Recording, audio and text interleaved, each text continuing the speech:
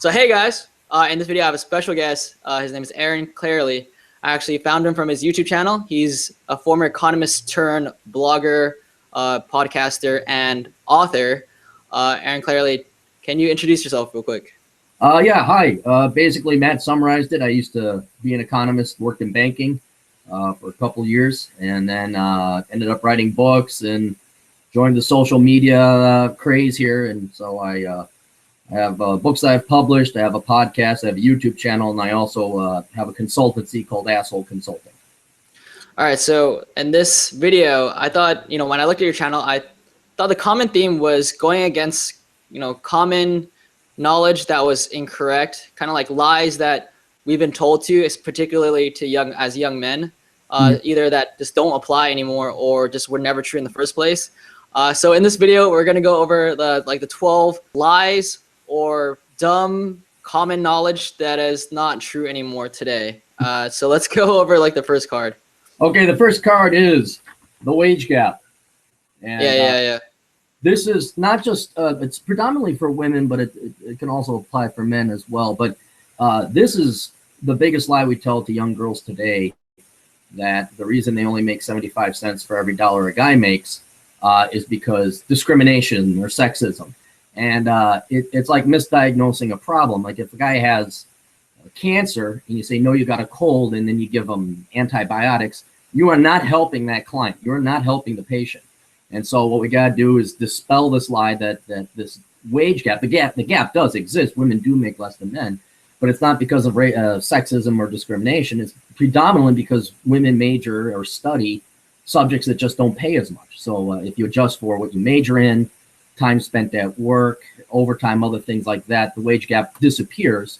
But if you really do want women, you really do want to make as much as men or more. We have to dispel this lie and say, look, you got to major in the right thing, and you got to work just as hard and put in as many hours. So that's the number one lie we tell our young kids today. Yeah. Have you? Okay, I might edit this out, but have you actually looked at the statistic? I actually haven't looked at the statistic. Have you actually have done? The wage gap, it was, I'd have to double check, but it came from a study back in the 70s. And then since then, there's been, I forget the guy's name. He wrote a book dispelling the wage myth. But then there's also been other studies, by economists, sociologists, things like that, saying, hey, look, if you adjust for these variables, this wage gap doesn't exist. So, I mean, and it's not just one study. There's multiple studies you can go ahead and find. Now, the veracity of the studies, you always got to worry coming out of the social sciences. Are they motivated by political forces? But as an economist, not to mention, I mean, just think through it logically. If you could pay women only 75% what you do men, no companies would be hiring men. They'd be hiring women because that would cut your labor cost by 25%. So it's by all measures, either empirically, logically, or philosophically, it's a lie. Yeah, I mean, it makes sense. If you get the same labor for 75 cents to the dollar, you would just hire women because, I mean, that's saving a lot of money. Oh yeah, absolutely. So let's go over your next card. So the next one, there we go. You can't put a price on education. And this is a big lie. I've ran into this with many of my clients over at Asshole Consulting, where they're in the situation where their parents are threatening them in some way, either sometimes kicking them out of the house, or they're going to cut them off financially if their children don't go to college. And the kids are smart enough to say, hey, look, there's this education bubble going on. I don't really want to go to college unless I know what I want to study and what I want to major in. And so they try to argue with the parents, saying, I don't really want to go to school. And then their parents always retort, well, you can't put a price on education. And the problem is you absolutely can put a price on education because you're being asked to invest so much of it in terms of time and money, 75 grand plus in tuition fees, books, living expenses, not to mention 4 years of your youth. And if you're going to invest that and that degree is not going to pay off, yeah, you actually can put a price on education. It's called starting salaries. So you want to take a look at the starting salaries of different degrees. You don't even want to bother going to college until you know what you want to study or major in. But this canard, this lie that, you know, from the older generations, hey, can't put a price on education. Well, yeah, now we can, especially since so much is writing on it. If you want the college experience, I don't know what late teen, early 20 something will not have a college experience. The college experience is you go to a house party, you drink underage, you get drunk, you have a hangover, you ask a bunch of girls out, they shoot you down, maybe you get lucky, you have sloppy drunk sex, and you can do that without paying college tuition. That will happen to you. The only difference is you got to wake up the next morning and go to school, and you're paying $300 books for a textbook. So there is, I mean, and if you really, really, really want the college experience, go and ghost or audit classes, sit-on classes. You don't have to, you know, you don't take them, you don't pay for them, you don't you pay any tuition. You just sit and take the class.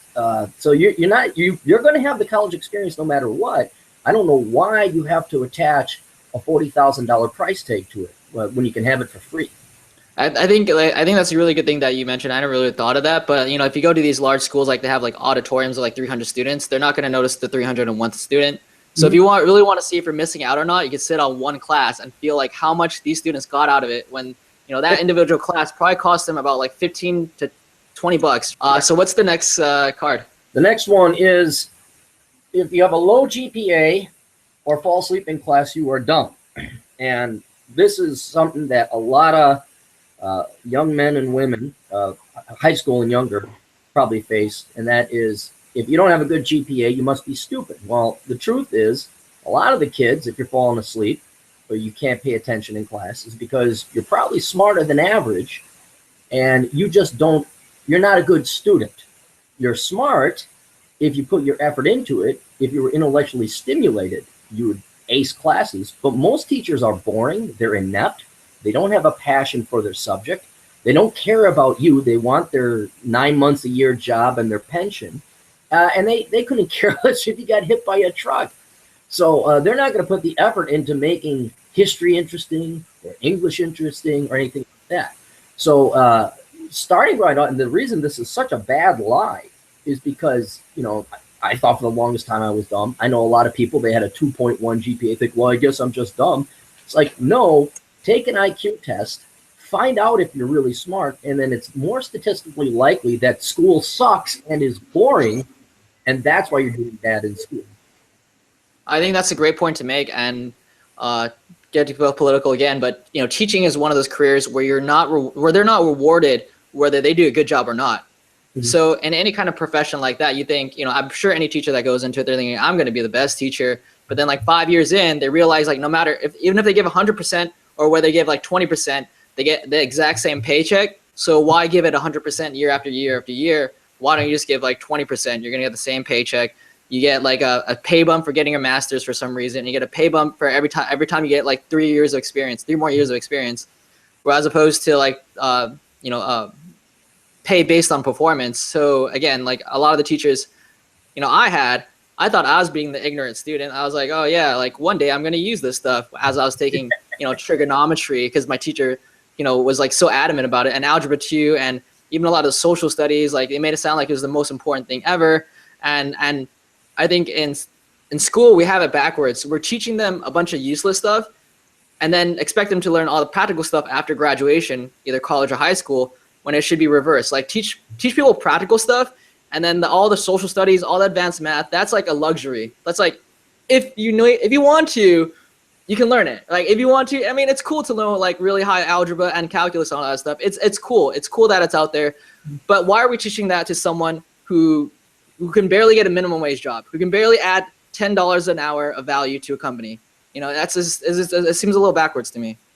Well, because you operate from the false premise that education is for the kids. It's not. Does it really? Think about this.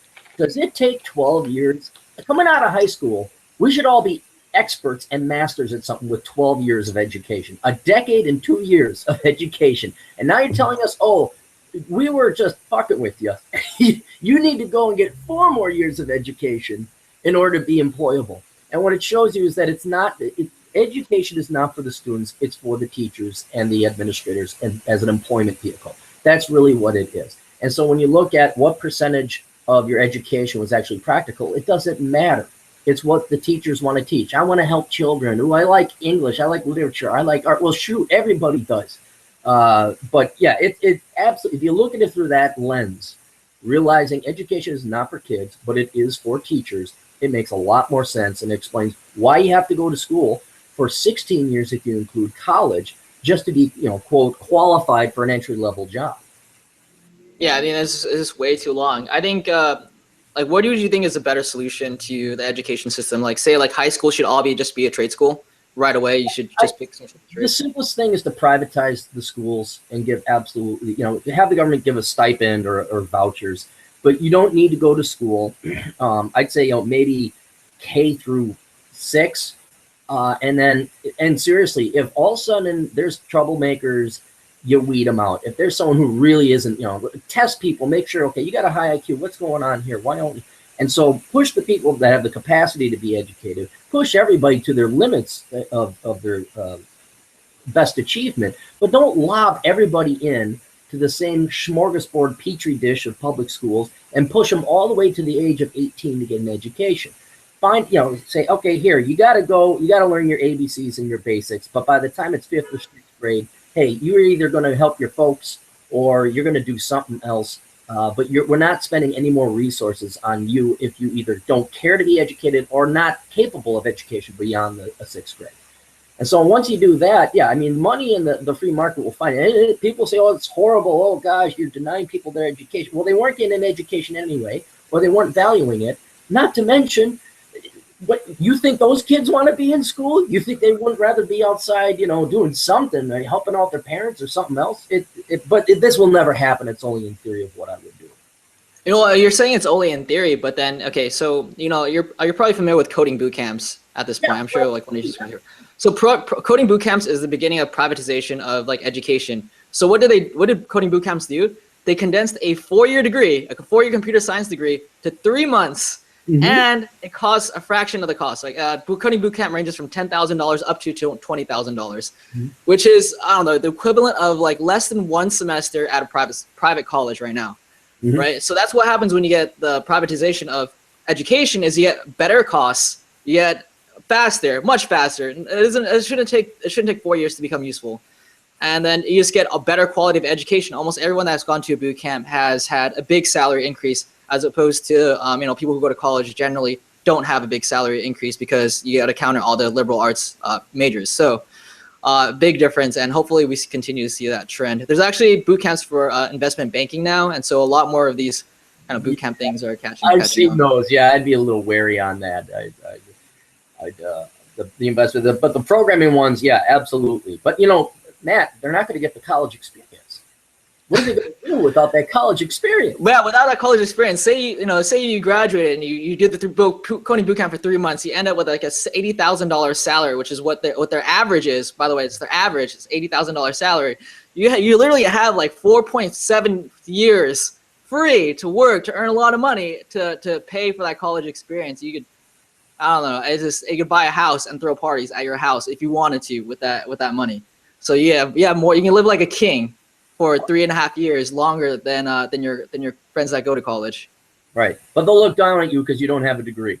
Yeah, but no, I don't like Ty Lopez, but he did say one good thing. Ty Lopez is a scammer, by the way, random fact. But in America, you respect people who earn a lot of money, not the degree. So you earn a lot of money, people will shut up. Like my parents, like when I first switched from engineering to the YouTube stuff, they're like, I don't know, and then you show them the money, and they're like, okay, you can do it. You show them money and anybody shuts up. So that's what it comes down to. All right. So what's your next card? The next one, this is a little economics lesson. Deficits don't matter. And since we live in a democracy or a republic, it's the people that are ultimately responsible for the finances of the nation, specifically at the federal level. And people, as an economist, the number one financial problem we have is the national debt. And it will get us in the end. Don't worry. And I don't want to delve into why hasn't it collapsed. I have a video out there on why hasn't the U.S. economy collapsed yet, or get into world reserve currencies, because that's essentially why it hasn't crashed yet. But Rome, every major empire, Weimar Republic, Yugoslavia, because of that, we will crash. And we can turn it around if we get rid of deficits, because each annual deficit adds up to the national debt. But it's such a sweet lie we like to tell everyone who votes, saying, well, deficits and fiscal responsibility doesn't matter. We can just print off more money. Everyone's going to buy our bonds. We're the United States. We have the world's reserve currency. And yeah, now we can get away with that for a little bit. But if you have children or you have considerable life expectancy left, if all of a sudden the US dollar was no longer the world's reserve currency, or people just start saying, you know what, we're not buying government bonds anymore, there's going to be some severe economic consequences because of that. So I know it's boring. I know people, oh, government finance, but really pay attention to your budget, at least at the federal level, and also your state and local level. But this is something, a can being kicked down the road, and we can play a game for quite some time with the magic of financing and central banking. But in the end, either you or your children or grandchildren are going to pay for this. And so what do you think, I mean, as an individual, what can an individual do? I feel like it's kind of out of our control. It's sort of like up to kind of like the government.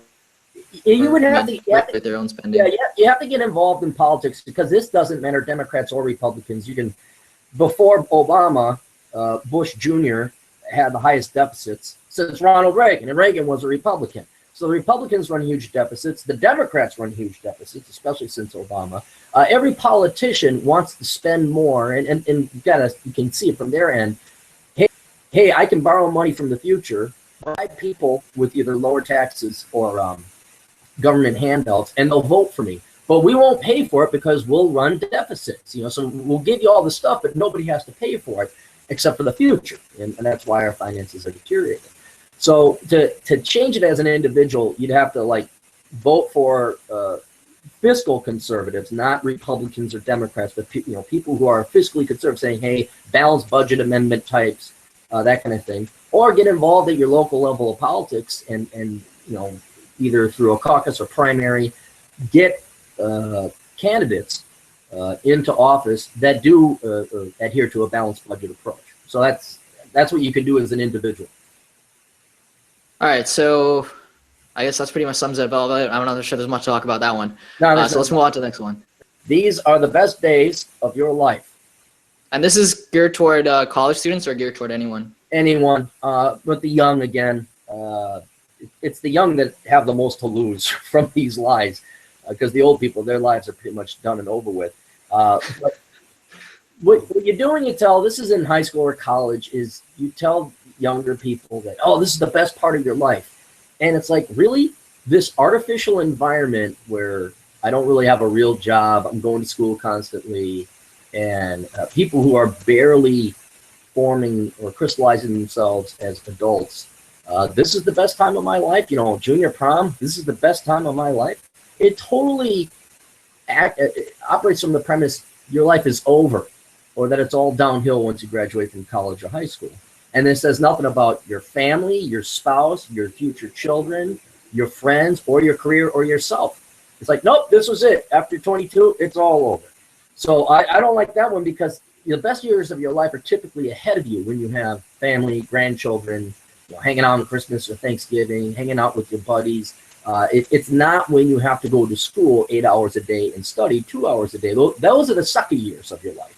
It's when you're free and you got money, you can explore and enjoy this world and everything it has to offer. It's the future that is the best days of your life. So to go against, so what about the person who gets the first job out of college and they hate their first job? And so for them, it's kind of hard to imagine a better life after college when the first job is like, I don't know, doing menial office task. What kind of advice can you give to those people who had a really fun time in college, and then after college, they kind of don't enjoy working 40 hours a week at a boring cubicle job? Welcome to the real world. This is what adults do. I mean, yeah, it sucks working, but didn't school suck? I mean, it was kind of the same thing. You're sitting in this place learning shit you don't need. But also, now you're free to actually, you got to put food on the table, and yeah, everyone's going to work a job they hate, and frankly, no jobs are fun or entertaining. You know that. I know that. I mean, but in the end, you can get to a point like this, either through entrepreneurship finding a career or a niche that you actually excel in. But I'd almost dismiss work. Like, you work to live. If you can check out and not worry about what you do for a job, and then focus on your family, friends, your social life, your home life, that's where the real fun begins. But yeah, drinking and partying and having mom and dad pay for your tuition and dorm and everything, and drinking, that was fun. Yeah, I know that was more fun than having to work and be a responsible adult. But that was an artificial environment that was never going to last forever anyway. Yeah, I think that it's a good point that you mentioned. Like, college is it's not a sustainable thing. Like, your parents or someone is paying heavily for that experience for you. Like, it could be like, ranging in like a couple $1,000s a month in costs. Whereas like at work is the opposite. It's like you're adding value to your life. You're adding money to your life instead of like taking money out of your life. So of course it's going to feel much different. But I think anyone that can, I think a lot of people will be in situations like you and I, where we had a grown-up job and then we decided not to have a grown-up job anymore. And it's, I mean, you and I both did it, but I mean, I'm sure you can attest to how broke you were when you first started off doing this full time. Yeah, I was working as a security guard at night, writing my books while I was doing that. You got to put in that dues, you got to put in that time. Of course I've been poor, but keep banging away at it, and your future is going to be better than the past, unless something tragic happens to you, like an accident. But yeah, if you want to just mail it in and do 9 to 5 and sit there with your beer and cheer on the Minnesota Vikings and, oh, Mom, my life sucks. It's like, well, because you're doing what everybody else does. You're not taking chances, you're not writing books, you're not pushing or taking a shot at an entrepreneurial endeavor. But yeah, if you want to, your future can be better than your past. I think that's a great point to bring. Like, it's very slow, by the way. My growth in my channel, it has not been overnight. So there's been like several, like 4 or 5 month periods where my channel has been like stagnant, like same income, has not increased. And then it will have like little breaks where I'll get a sponsor, or I'll get like, my book's coming out too. So then like little breaks where my income will like jump up like here and there every few months. It'll jump up like a couple hundred. And it's very gradual. So what's your next card? Next card. Another lie we unfortunately tell the women: big is beautiful. Big is beautiful. I don't know what you're talking about. You and I don't know because we're skinny guys. We stay in shape. And this is for the guys too, but it's a lie told to women. And here's the harsh, evil reality, and this is why my consultancy is called Asshole Consulting and not Nice Guy Consulting. The number one commodity in the world, as has been throughout the history of humankind, this is not a debate, has not been oil, has been gold, has been silver. It has been women's beauty, women's looks. That is why men wage war. It's why we build civilizations. It's why we invent technology. It's because we want to have a hot woman. We want to have sex with a hot woman, or women. We'll take more than one. We're open-minded. Now, what this does is it gives women an incredible upper advantage, especially early on in their lives, because they have their beauty when they're younger. And if women know enough to capitalize on that, either through marrying a well-to-do guy, using it to model in cases like, I'm amazed with the internet, all these things girls can do now. Beforehand, it was like, become a stripper. Now, you can just be a cute girl with a YouTube channel, and if you espouse, like, if you're willing to talk non-leftist, non-liberal, non-feminist talking points, you will have so many more subscribers than your male counterpart. There is so many advantages to female beauty. So if women capitalize on it, realize this is a reality, this is not an opinion, they can forget school and college, they can really advance themselves financially, not to mention familially if they do want to have a family.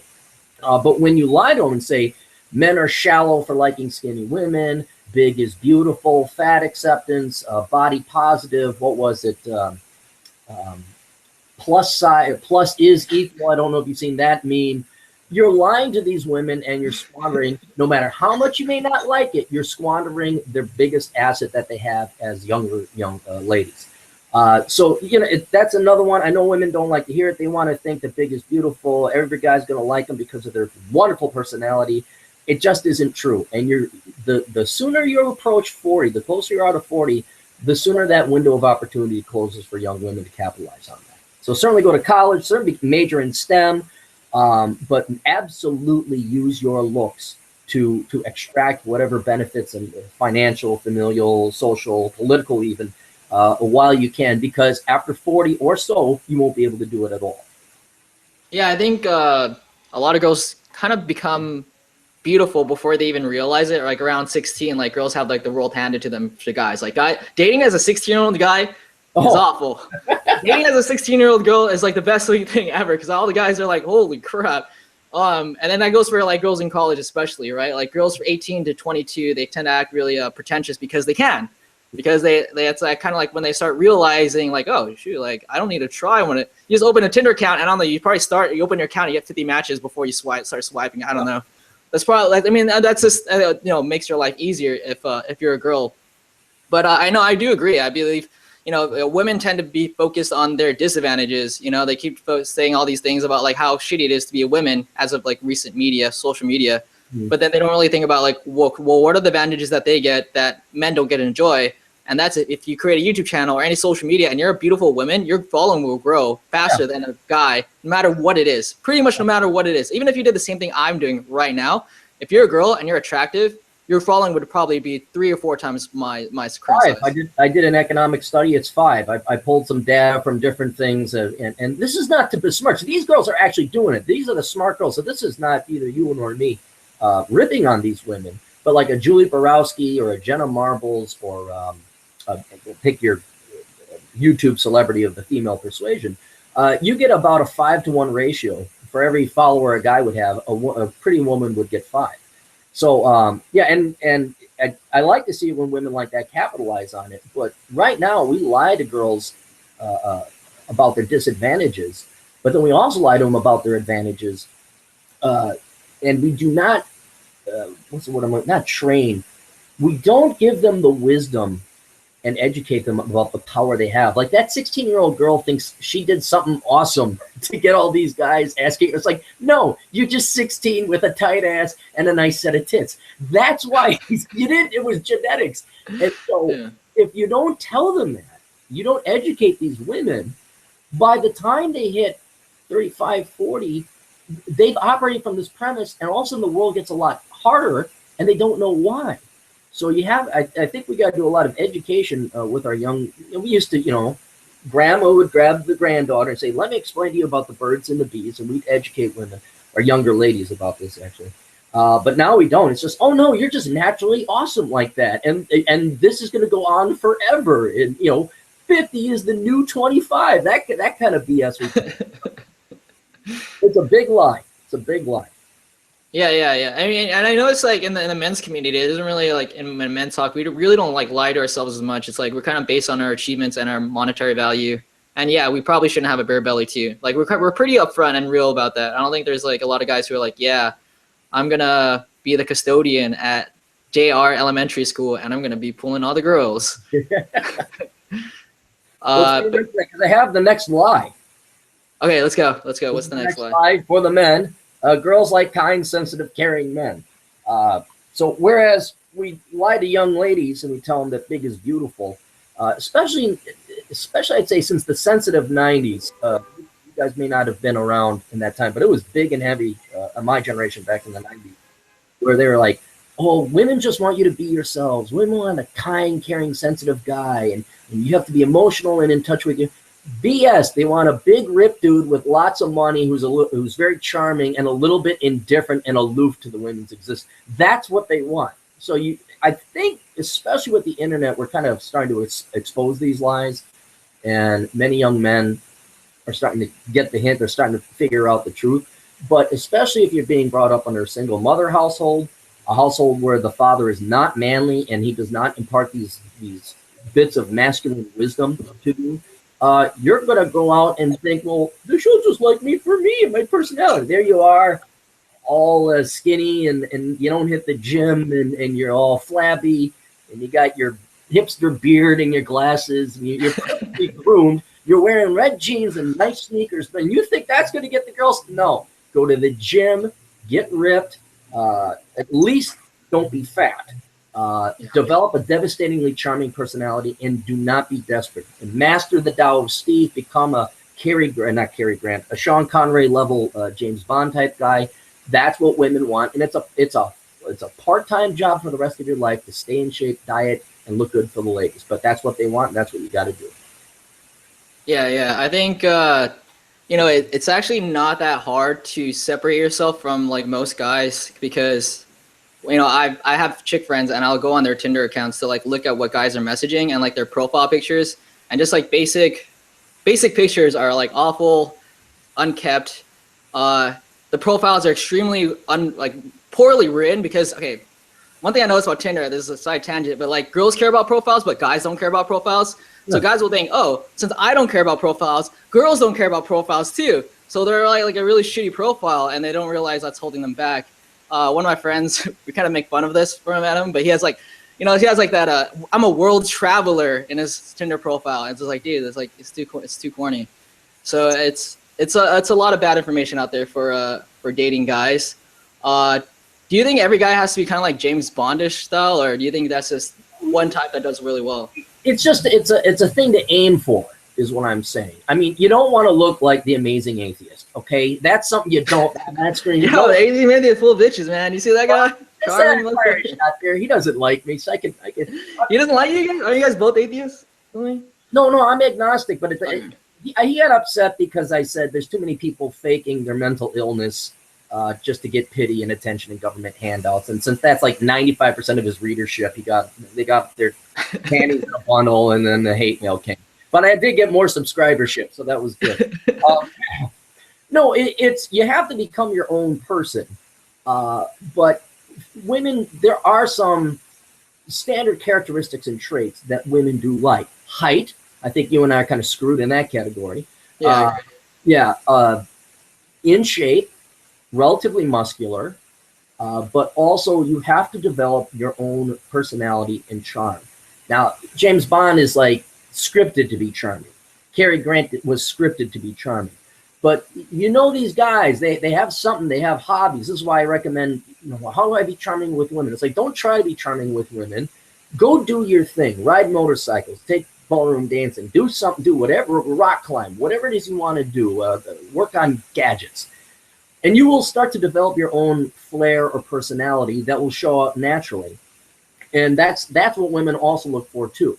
So it's not like you got to come in and, well, hello, Pussy Galore, how are you? I mean, that's actually pretty good. You practice that? Fake it, yeah. But no, you have to, and also humor. Like watch Victor Borga, watch Bill Burr. Develop a great sense of humor. Be witty, be very clever, and that is going to get you more than Mortimer Snerd sitting there in the library reading his books, thinking because he's got a nice personality, women should be throwing themselves at him. I like to add to that. You should probably like take pictures of you doing that hobby so that people know you do it. Yeah. If you do it and like nobody knows you do it, it's actually like, I mean, when the girl sees you do it, she'll be amazed. But like if you have a hobby, you have a really cool hobby. I think for me, like, it was kind of weird for me to post my hobbies and like what I'm doing on Facebook and Instagram, because I feel like I was bragging. Mm-hmm. But then again, like after you get used to it, it's pretty customary. And then a lot of online dating or dating nowadays is like they're gonna want to see your Instagram account. They're gonna want to see your Facebook account, and cooler your account is, it actually helps a lot. It helps a lot. I'm so glad I'm not dating anymore. I don't want an Instagram thing. In our day and age, the Instagram is like your mini dating profile that you always have. It's like it's like an identification card, as I would relate. That's how important it is. Like you get someone's, like I don't even ask for girls' numbers anymore. I just ask for the Instagram. And actually, I'll judge them from the Instagram too. Like if they have like an Instagram full of selfies, I'm like, okay, this girl is pretty boring, but she's good looking, so maybe I'll talk to her. But like, I mean, their Instagram is also like, I'm evaluating their personality as much as they're evaluating me for my personality through the Instagram. So it's a weird dynamic, but it is really important. It's you young kids. Back in the 90s, we didn't have cell phones. We had answering machine services and smoke signals. Both ways in the snow. So. All right. So so just general dating advice is pretty much is this: get big, get a good profession, get some interesting hobbies, and then I would also agree you shouldn't chase too much. It seems like when you're chasing all the time, you're kind of like the door-to-door salesman. It's like it's a way to get sales, but is it the most effective way to get sales? It's not really the most effective way to get sales. I would add, just because it worked for me wonderfully, if you can become a teacher or an instructor or a lecturer, something where you are in front of a group of people, that has accounted for, I'd say, darn well near 75 to 80% of my success. Because I used to teach ballroom dance, and I used to teach economics at college. And I fucked as many of my students as I possibly could. And it was great, and I love this country. But it does a couple things that you were mentioning before. It demonstrates, well, it shows you have a hobby. It demonstrates you doing that hobby, or you're good at it. You're not just some average guy there playing pickup sticks. But then also, if you are lecturing or in the position of a teacher of some kind, there's an element or air of authority, and women are attracted to that. And especially if you're, absolutely, these girls like, I got to sleep with my salsa instructor. They totally want to do that. All right. They gossip. So if you could be, I got to sleep with my economics professor. Absolutely. You don't hear a girl saying, I got to sleep with my next door blogger professional. No one ever. Yeah. No, I agree with that. Actually, when I did really well with dating, I'm not even sure if I should publicly say this, but I'm gonna say it anyways. When I was highly recommend, if you're going to go to college, I highly recommend being an orientation leader, and then do orientation. It was the best job of my life. So you do like orientation for like freshmen that are coming in, and then transfer students as well. Oh my God, they're excited to go to college. They're like first moving into the doors. It is the best job. And you're in a position of authority because you're giving like tours. You're playing little icebreakers with them, so you get like get a little humor, like I don't know, like duck goose icebreakers. So then everybody lightens up and everybody's in a good mood, and it's really easy, man. And then and this is where Instagram comes in, because you're an orientation leader. You can't be like, hey, let me get your fucking number, girl. Like you just got like, oh yeah, you seem cool. Like you have Instagram. Like you have Instagram. It's more publicly acceptable. That's the number one tip from my dating advice video. You ask for the Instagram number when it's like socially unacceptable to ask for a number. It's a lot less awkward. Yeah. So what's the next? The next one is follow your heart, and the money will follow. And that is the biggest lie I think told to young people today. I think it's the heart of the education bubble, where we've been brought up in the United States. We watch a lot of movies. This is where, I know it sounds boring, this is where that deficit and government debt spending comes in, where everybody can afford everything because there's money floating all around. And you are not only should you chase your dreams, you are entitled to your dreams in this country. And so it's only a matter of time after you keep pursuing what what's in your heart, and the money will follow. And no, if you pursue what your heart, what most people's hearts pursue, it's fun hobby stuff that people do for free. If I really wanted to follow my heart, I'd drink Rumplemints every day, play video games, eat chocolates, and then ride my motorcycle while hammered out to South Dakota. Because that's my dream. That's my dream. My dream really is to ride my motorcycle with no consequences, and drink myself silly with no consequences, and eat chocolate and have cigars with no consequences. That is, no one's going to pay you for that. Your dreams are what you do for fun. Those are what we call hobbies. And so when you have, I have a cousin I know, and here he is, he's older than me, and he was getting his master's in creative writing. And I'm like, what are you doing? Well, I always wanted to be a writer. Well, go write. You don't need to go. Most of these degrees, that is, follow your heart and the money will follow, you can do for free on the internet or the library, or just, YouTube tutorials like becoming a mechanic. You don't have to pay that $75,000 price tag and 4 years of your youth to get a degree that says, okay, you pursued your dreams, but it's a completely worthless degree. So if majoring in English, majoring in women's studies, majoring in any of the hyphenated American studies, may be very interesting. But if you went and studied Asian American studies, you would not be employed. The only thing you could possibly do is... No, man, you're going to get that job at the Asian American Center. Yeah, they're hiring tons of Asian American graduates. Yes. I'm so glad you know the history of the Asian Americans and how they migrated to the Hawaii to do like day labor. That's such a functional knowledge. Yeah, that'll get you a job over at Google, lickety split. It's certainly pursue your passion, certainly follow your heart. And this is where entrepreneurship comes in. I mean, yeah, I wrote books about things I was really passionate about, but I had no hope that they would sell that well. And frankly, without the internet or Amazon, I would have never been an author. But I did not go to school to pursue my passion. I went to school to get a degree that would get me a job so I could pursue my passion. So that's a big one right there is follow your heart and the money will follow. Not to mention this expectations that like in America and in the movies, you always win in the end. It doesn't happen that way. So you got to really, really, really work hard to realize your dreams. And it ain't going to be going through college. That's how you're going to achieve them. Yeah, I think in the end, like my hobbies is like playing video games and traveling. No one's gonna pay me to do either unless I go pro. But if you go pro, you gotta play so many goddamn games. Or like if you travel vlog, you gotta like, I don't know, be one in the 1 million that actually is entertaining enough to do that as a job. And on top of that, it's like annoying it's really fucking annoying to try to record your vacation, try to make a video while you're on vacation. It's like it feels like work. So it is work. Like I mean, there's an element of not escapism or living vicariously, but my followers and fans like to see, because I motorcycle ride and I go mountain climbing. I'm quite the adventurer. If I'm not doing this work, I'm out adventuring. And, for one vacation, I would just like to not take pictures and not say, okay, look at me. Here I am on my motor. Look, here am I on top of this mountain. But you almost have to, because you got to, prove to your audience you are doing it. You're not, I didn't say I climbed a 14,000 foot mountain. I actually climbed it. I didn't say I rode my bike across the country. I actually did it. But yeah, that's another thing where you got to worry about following your heart. If you make it your profession, you'll lose your passion for it real quick. I used to be a really big video gamer. I used to be really into economics, and now I'm kind of on them because I've kind of burned out on them. Yeah, I mean, my YouTube thing is a job now. It's just like it's a good job. It's better than most jobs I've had.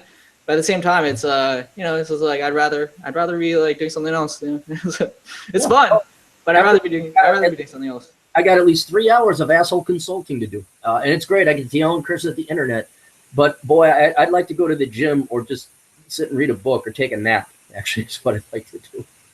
Yeah. All right. So what's the next card? The next one, this one, the boss is always right, and I learned this working in the banking industry during the housing bubble, as well as the dot-com bubble, which predated that. And just because your boss has gray hair or is older than you does not mean they are right, superior, or any better or no more than you. It has been my experience that most bosses are idiots. They're morons. They're corrupt. At best, they're incompetent, and they're not evil, but the vast majority of them are sadistic and manipulative. And just because they have gray hair, like when I was 20 and I saw a guy who was my age, 41, I was like, wow, that guy, he's 41. They really got to have their act together. No, you know what? Because this was me looking at the baby boomers. Now it's the millennials kind of looking at my generation. You know what? My generation is a bunch of idiots. We don't know any more than what we did when we were 20 than we are when we're 40. Just because we got a little bit of gray hair doesn't mean we're smarter. And seriously, going into the world, assuming your boss knows more than you or is somehow better than you or superior to you is going to drive you nuts, because you're going to wonder, why am I ramming heads? You will ram heads with management. You will run heads into with your boss. But then also you start to think, well, what's wrong with me? Why am I not doing this? Why am I not getting a good review? How come I'm not getting promoted? Meritocracy, effort, and skill and talent have nothing to do with it. So this is above all else, not only why you got to always operate from the premise that I wouldn't say always, but don't trust your boss. Don't think your boss is smarter or better than you.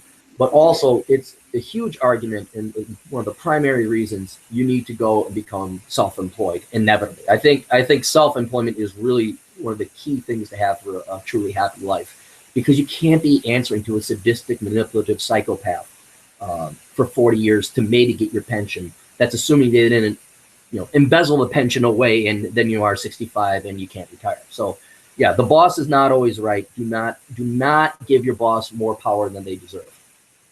Yeah, I think out of all the jobs I've had, and I've had about over 9 or maybe around 10 or 11 or 12 in my life, if you count the part-time jobs, I've only liked one boss. And that was because that boss let me have a flexible schedule. I could come in anytime I wanted and leave anytime I wanted. And for the most part, he was really fair with my work. Like, if it was a bad video, it was a bad video. It was a good video, it was a good video. He had credit where his credit's due. But I mean, that's 1 out of 12 bosses or 13 bosses that I've had throughout my life. That one of them was good. It's like, and chances are people aren't going to career swap as much as I did. I think I swapped 3 or 4 careers, and to get one good boss, it's like I can't even go back. Like I have to go back to a shittier boss because my boss after him sucked. I was like, I can't work here. Like I just can't go from a good boss to a shitty boss. And then that's when I was like, okay, I'm gonna do completely self-employed. And the benefit of being self-employed is that you get to choose who your boss is. If you do contract work, like you have multiple contracts, one contract is really pissing you off. You don't absolutely need it. You could just end it. It's like, hey, I don't want to work for you. You're not worth how much you're paying. You're fired. Yeah, you can fire someone. You're like, I don't want to work for you. I don't want your money. And that's like one of the most insulting things you could do to someone. But it's like, dude, you're not paying me that much. You're not worth the headache. And I have like enough from other ways I'm getting revenue to not deal with your bullshit. So I'm not gonna deal with your bullshit. So I don't want to work for you anymore. That's it. Right. So it's a very empowering feeling. It's maybe you're not always gonna capitalize it, but the fact that you can say, screw you, I don't want to work for you, is a very powerful feeling, and it adds a lot of happiness to my life personally. And the mental stability and serenity that comes with it. I wasn't rich. I was quite poor. I mean, parents had nothing. And so it was either have this job or starve, not make rent, go get your food down at the food shelter. So if you have a sadistic boss and you need that job to survive, it is mental torture. It is absolute mental abuse that you're going to have to endure because you don't have another choice. So you're always looking for another job. Another thing, you're going to think that you have bad luck. Like you said, 1 in 12. No, that's about right. 1 in 12. There's nothing wrong with you. The percentage of people in my generation and the baby boomer generation who are, quote, the bosses now, they are incompetent psychopaths. So don't think you're having bad luck. This is the real world. This is the reality. And you need to start making your escape to entrepreneurship as soon as possible. Yeah, I completely agree. 2 comments on that. Actually, the boss I liked was from Generation X. He was in his 30s, so not even baby boomer. My boss that I did like. Every single boss that was around 40 plus did not like.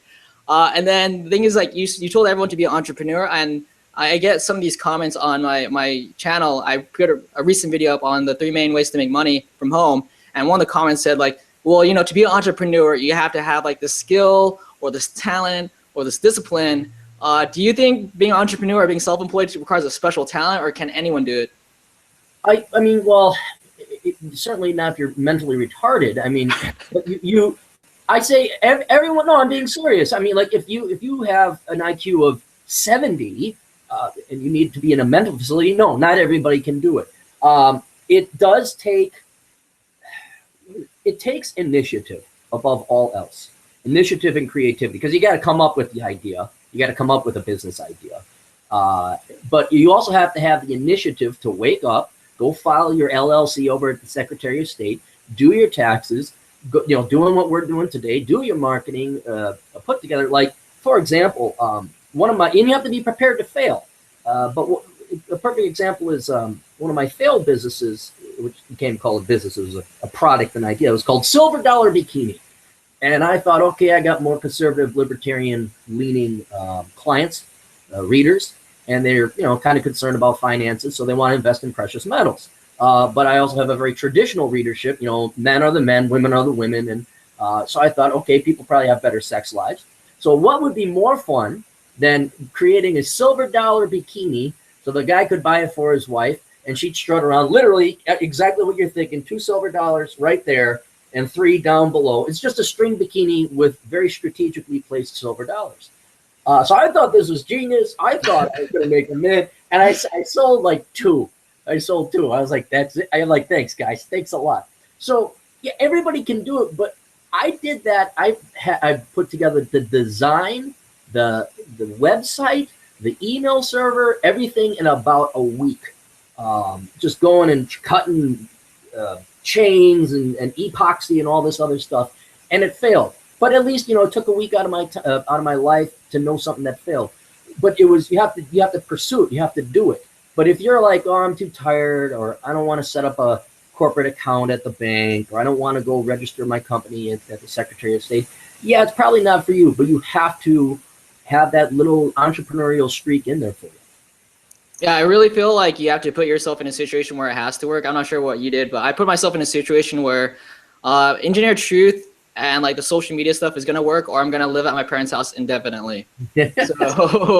So I did that for a while, but I mean, and then it worked out because I didn't want to live with my parents' house anymore. So I put myself in a situation where I felt motivated, and I feel like everyone else has to put themselves in a situation where they feel motivated, where you feel like a loser. You should feel like a loser if you're just beginning an entrepreneur, because you are.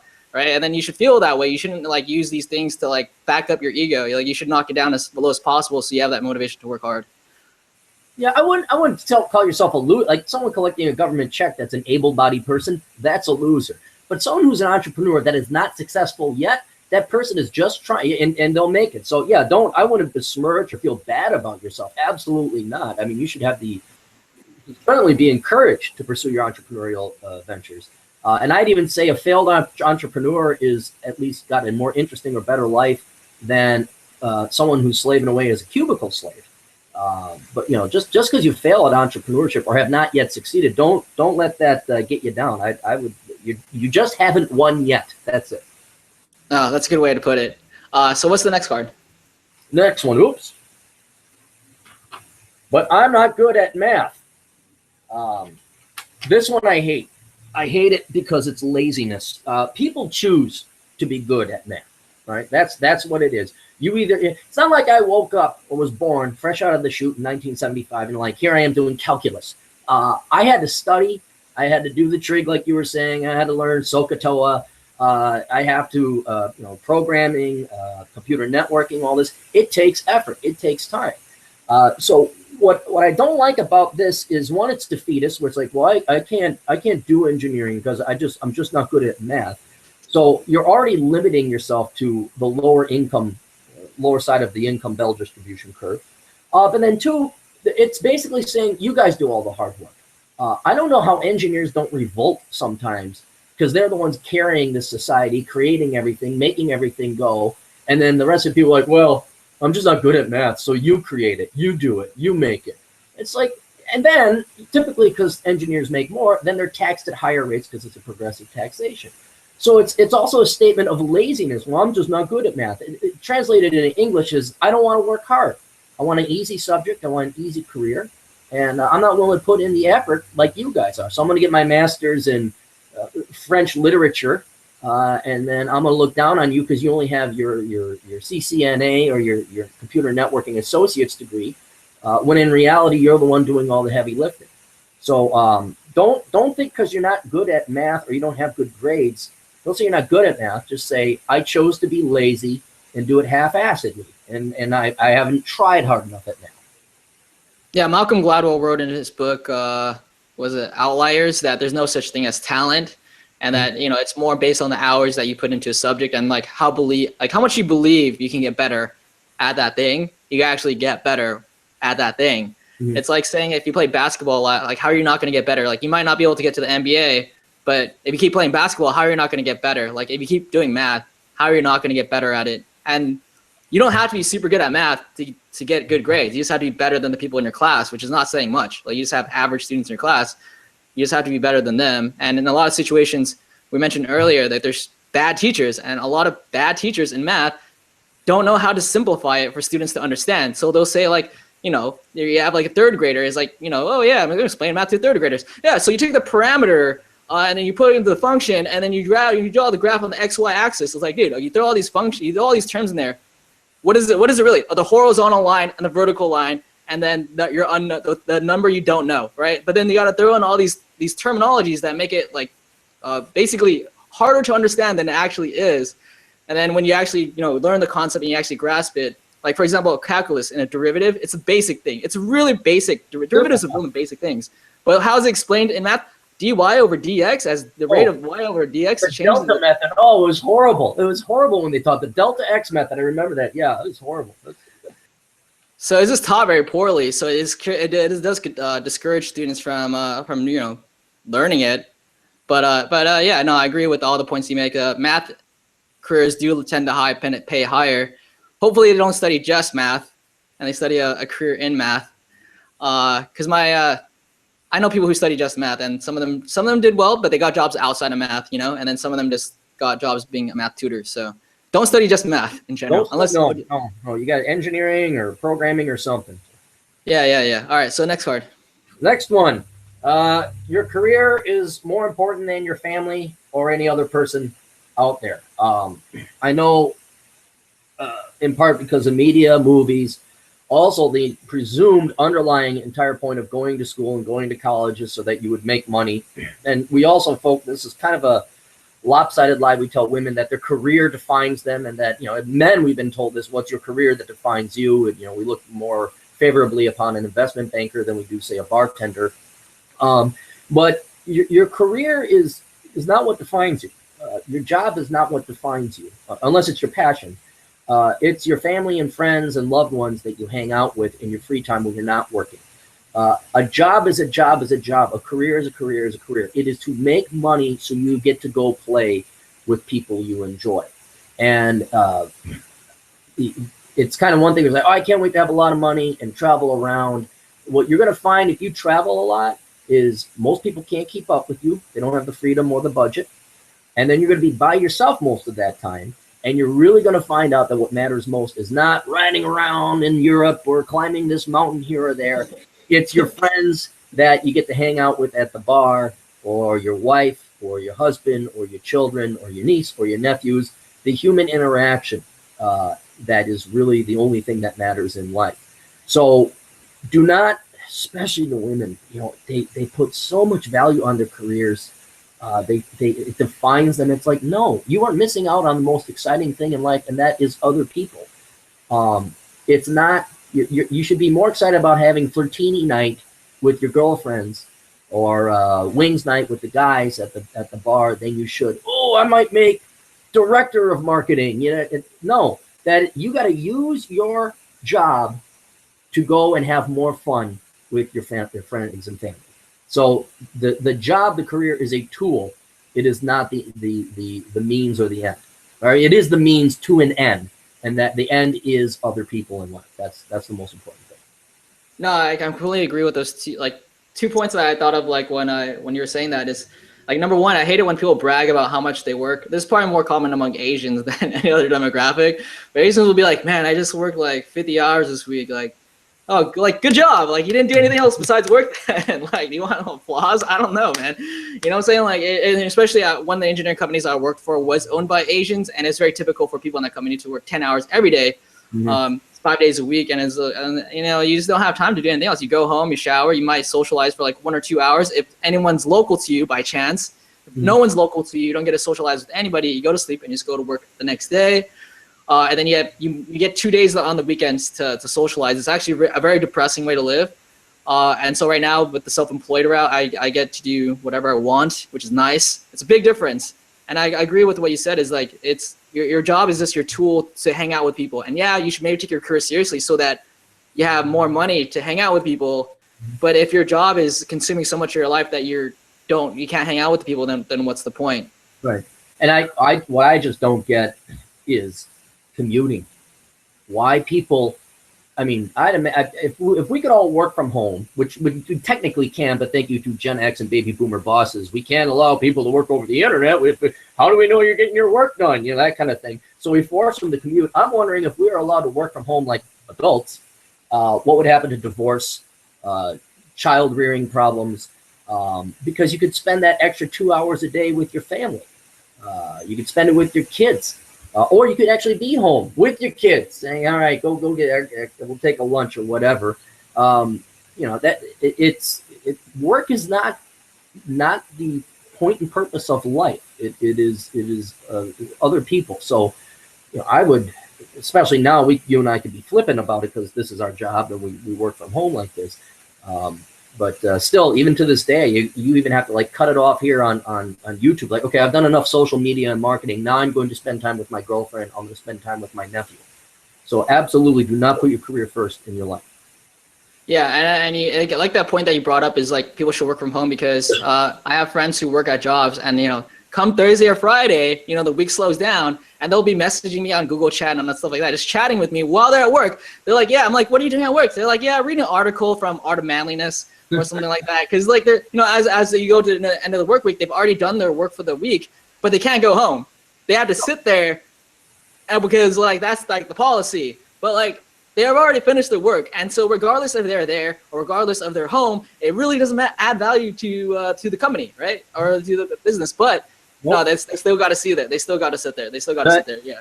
The art of looking busy is the art of looking busy. Every person under 30 master, because I think I really only worked maybe a third of the time I was in the office. I get the work done, here it is, and then I'd sit and twiddle my thumbs. And it's just, I had a spreadsheet that had very complicated looking charts and graphs, and but I just alt tab to it when the boss would walk by. Otherwise, listen to music, do your own thing, do your own work, play video, something. But yeah, it's don't expect, especially if you're more intelligent, don't expect to be fully occupied or engaged 8 hours a day. You just won't be, unless you're like a surgeon or an investment banker, something that does require your attention. No, I completely agree. I think I read an article that most people only work about 2.5 hours per day out of 8. Yeah, about a third. So yeah. And I found that to be true for my case. Like maybe there's days where I work like 8 hours, but most of the time it's like 2.5 hours. I'm done. Like I'm just chilling there, like making money. But I don't think there's anything more soul sucking than pretending to look busy. It feels so crappy. It's horrible. Yeah, it's one of the worst feelings I've experienced. So what's your next card? The final one is modern day retirement planning. I know this is going to be terribly exciting, but it's a big lie and it's going to affect your finances. But we're all told to invest in 401ks, IRAs, 403bs, save up for retirement, things like that. And the problem is that if you put as much money as they recommend into it, there's a couple problems. One, the baby boomers and my generation have been doing this since the invention of 401ks, which was 1978. And what has happened since then, because of the tax benefits you get from investing in a 401k or IRA, the stock market has been flooded with trillions of dollars in retirement money. What this has done is it drives prices up relative to the value of the stock. So what isn't the price of the stock the value? No, what the value of a stock is a dividend. That's the only thing you get from a stock. If you sell the stock later on, you say, well, don't I make money if I sell? Well, yeah, but what gives that? Why would that person want to buy your stock? And the reason is that stocks pay you a dividend. They make profits, and some of that is paid out to the shareholders. So that's the only thing that really gives a stock value is dividends. And what has happened over the course of time is dividends, you could expect on average to make about a 5% annual rate of return. So if you buy a $20 stock, you get $1 every year in dividends. So 5%, not too bad. And then maybe you could sell it for more later on, but you would get about a 5% rate of return. Well, now because the stock so much money has been thrown into the stock market, prices have gone up, but the dividends have not been keeping pace. And now you can only expect to make about 1.8% in dividends. Now, it depends on the individual stock, but that's the average now. So what this portends for especially younger investors is you are buying into a market that is basically double the price. So when you buy a stock today, your average stock, it's like paying $800 for a PlayStation 4, or I'm trying to think of a standard, or paying $10 for a Big Mac meal, or paying $4 or $5 for a gallon of gas. So, but since people don't look at it because it's boring and dividends, and no one really cares. The younger people, since they're paying off student loans, when they finally do get money, and they are allowed to invest in the stock market, they're buying overinflated stocks that only pay 1.8%. So there's that, and hopefully you have the bigger fool theory that down the road when Gen X and the millennials retire, that future generations will buy these stocks off of our hands at ever increasing stock prices. But there's no guarantee of that. So I would keep an eye on stock valuations. The other thing is that there's not enough people saving adequately enough in the United States to make a good go at this, to have this be feasible or even workable. And the risk there is what they did in Argentina, Poland, Bulgaria, Cyprus, and a couple other countries, and that is they will nationalize, i.e. steal your pension or your 401k or 403b money. They may even rescind the tax treatment on the Roth versions of these retirement plans saying, well, no, you actually are going to have to pay capital gains. Or saying, oh, we're going to take away the tax deductions. Okay, we're going to take half of that money and put it into a nationalized account. So not only has it happened in other countries, but given the finances of the United States, it's increasingly likely politicians are going to look at these, I checked, it was like $10 trillion worth of 401k retirement money. They're also going to be lobbied by the regular Americans who didn't save, who didn't work, who didn't adequately throw enough money into their 401k. Say, well, I don't have enough money. And Social Security is not going to be able to cover it. So they're going to be heavily tempted to somehow get that money. So they might confiscate it like they did Cyprus. They might nationalize it like they did Argentina. They might do a thing like, well, if you make this much money, you have that much money in your account, you really don't need it, so we're going to take all that money, but here you get to keep that $500,000 you saved, and they're going to give it to the people who didn't invest in adequately prepare for retirement. So I would be looking at things more like paying off your debts, having a minimalistic lifestyle. I would look at having potentially rental property, or at least owning your home or paying it off soon, so you don't have a mortgage, and then you could always rent that out as well. Certainly invest in a 401k IRA if you think it's necessary, but certainly be aware of these risks and these huge flaws within our modern day retirement system. I really like what you said there, because I personally don't trust 401ks at all, because I'm a reader of James Altucher. He's like really talk shit on 401ks, and he explained it very clearly, and it made sense to me, because like you're giving a cut to someone, and it's like you're giving a cut to something that's already making a low percentage, because someone has to manage your 401k, right? So it's like, okay, someone's taking a cut of a low percent already. Why would I do that? And so like two alternatives I found to investing for retirement, or maybe three, is the one you already mentioned, which is investing in real estate, which you own. If you own property, you'll still have to manage it if you get older, but at least it's yours. But no one can fucking take it, and then you rent it out. It's a really passive income, and you keep making money as it goes on. And Airbnb actually can make a lot more money if you're more active about it. And then there are two other ways. I'm not sponsored by them in any way. One's Prosper.com. Have you heard of it? Yeah, is this the robo-advisors? Prosper.com is peer-to-peer lending. So like, okay, yeah, that's $10,000. Yeah, so if someone wants a $10,000 loan, you put like $25, and then everybody else puts like whatever they want into that loan, and then you only have 25, a percentage of that $10,000 loan, and then you put all your money into like different loans, so it's like diversified between different individuals, and they do a good job. They do background checks. They make sure the person's employed. They even give you their employment range, their credit score, rating, and a lot of things. So basically, right now I have money in Prosper, and it's earning about 7% APR, which is not bad. Awesome. And for most part, it's in fairly safe people. Like I chose people with around B credit ratings. If you go to A and AA credit ratings, then it's about like 5%, so it's not as high. So I took more of a risk to go 7%. So that's a really good way, because I like that much better than a 401k or IRA, because you can take your money out after 3 years. Like your money's paid in dividends every month, and if you don't reinvest it, you get all your money back, and plus interest after 3 years. So in case you need it to buy something, you have it. Right. And then Acorns is an app that you just put your money in and then invest it for you automatically. And then it has different profiles, like conservative to risky, and then from stocks to government bonds. So basically, it's just like very automated and fairly safe. Fairly safe. It's one of those robo-advisors that are out there nowadays. So. Yeah. There's a lot of them now. But I actually recommend those more than a 401k or IRA, because I had money in a 401k. And then after I left that employer, I had to move my money to an IRA, and my IRA hasn't grown at all. It's actually gone down a little bit. It's kind of.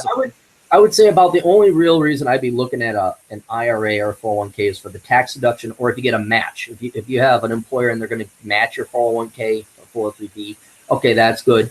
But the Roth version, where you got to trust the government is never going to tax you again, that's a little bit too risky for my taste. Okay. Yeah, so I think we agree on a lot of things. So Aaron, thank you for being a guest on my channel. I think there's a lot of things that we covered in this video, and I think it's actually gonna be really helpful for people. If they want to go check out your channel, it's Aaron Clarey, right? That's pretty much how they find you. It's AARON CLAREY. Or you could go, my main site, I guess, is captaincapitalism.blogspot.com. And then my consultancy is assholeconsulting.com. So you can find me pretty much any place just by searching me. And I'll put a lot of links in the description and the comments below too, so that they make it easier for them. And then was there a, wait, we might have to cut this out. Was there a book that you wanted to recommend? Yeah, well, I got several. I guess for your male readership, of course, women can read it. It would be Bachelor Pad Economics. That'd probably be the most beneficial. Okay. And then the newest book is called Curse of the High IQ, and that came out last month. And so that's all on the interwebs and everything like that. But you can go to Amazon.com, just search my name, you'll see all the different books I've written. But yes, definitely Bachelor Pad Economics for your viewers, because I think it's precisely written for younger people and managing their future and current finances. Actually, I was kind of skeptical you're writing at first because you're a YouTube writer, and it's like, but then actually one of my friends bought your book. She really liked it. Actually, she read Bachelor Pad Economics. And She read it? Okay, cool. It was a girl. It was a girl too. Yeah. A young girl. She barely turned 21 and living in Las Vegas, but she's like working really hard. She's like full-time student working at a doggy daycare, and then she read your book and she really liked it. So I was like, wow, that's really good. Cool. No, I love it when girls read the book because it's only going to help their and they'll understand men better. But yeah, that's outstanding. I'm very glad to hear that. All right, man. All right, thanks, Aaron. Hope you have a nice day, and I'll see you next time. All right, we'll see you guys later.